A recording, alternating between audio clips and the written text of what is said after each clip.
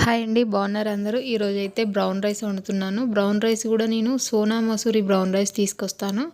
ఎందుకంటే ఇది ఈజీగా అయిపోయిద్ది, చాలా బాగుంటుంది. కుక్ చేశాక కూడా పుల్లలు పుల్లలుగా ఇలా మన రైస్ లాగా వస్తుంది. మామూలు రైస్ అయితే ఇట్లా ముద్దగా అయిపోతుంది. మనకి రైస్ తిన్న ఫీలింగ్ ఉండదు అన్నట్టు, ఏదో గడక జావలాగా అనిపిస్తుంది.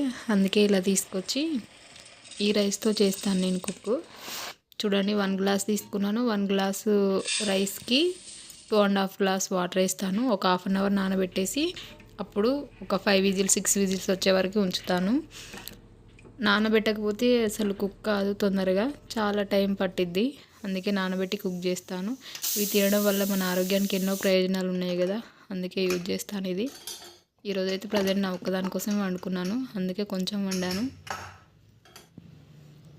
చూడండి, పొడి పొడిగా రైస్ లాగా వచ్చింది కదా. నా వీడియో నచ్చిందా? లైక్ చేయండి, షేర్ చేయండి, కామెంట్ చేయండి, సబ్స్క్రైబ్